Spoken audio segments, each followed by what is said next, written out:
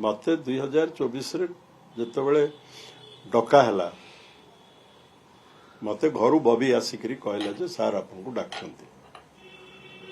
मुझे बसिली माने कथबार्ता है बेलू मत से कहले we will take care of Bhupinder ji please cooperate मुझे I am always cooperating and आप मत न डाकी मु कोऑपरेट करथांती एवं मु एमएलए सीट चाहू भी नथिली मत एमपी पाई मु इंटरेस्टेड थी Lok Sabha I was not interested for MLA कहले okay oh whatever it is but we will MP पाई मत दरकार बोली कही मत लोक जदि राज्यसभा मोर दरकार जदि राज्यसभा देवे बोली भी कही एवं मते वर्तमान कहला जे आपण सहयोग करंतु भूपिंदर जी एवं आपण पाई राज्यसभा दिया जीवो गला 24 इलेक्शन रे जते बुझले कि मु कहली सर जदि दे पारिबे कहंतु हैं मु तो आपण सांगरे आसिकरी जॉइन करछि आपण को आई हैव जॉइन यू आपण सांगरे अछि सांगरे रहिछि हैं नो नो माने I will take care of दिया हेबो बोली कहितिले सेतबेले भी 6 वर्ष रु 4 वर्ष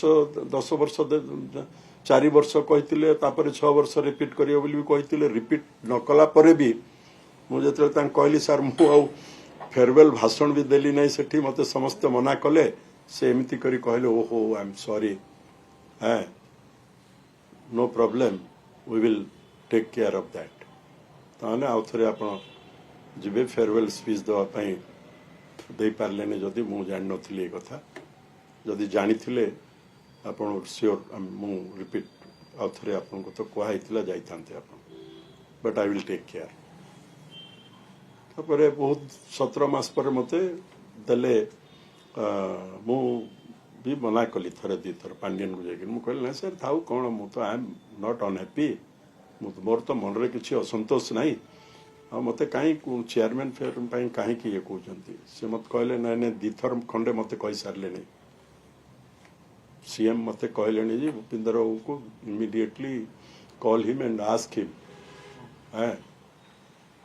give him this position, give him a position of cabinet status. मु कहली सर मु आई एम हैप्पी मत आप कही पुणी राज्यसभा पठेवा पे तो से मत कहले जे नहीं सीएम बारंबार तीर्थर कही सारे आप जहाँ भी निष्पत्ति मत आज संध्या सुधा कहतु ना आम आज अनाउंस करदेबू तो मु कहि बोली कही कलाहांडी जाऊली ट्रेन रे राति शुणली आपण जरिया मत हाउसिंग बोर्ड चेयरमैन कराला बुझे कि तो से दृष्टि मोर कौन सी जगह रे आम न्यूज 7 सांगे जो चर्चा करूली मत कहले आप असंतोष मु केबे असंतोष शब्द मो डिक्शनरी ना बुझे कि नहीं मोर लोकों ऊपर विश्वास अच्छी मु सब बेले लोकों संगे रही लोकों संगे रही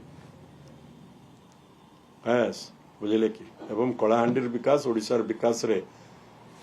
जो ठीक कंस्ट्रक्टिव डेवलपमेंट आवश्यकता रे जो आवश्यक जे डाकिले भी मुता संगे रही।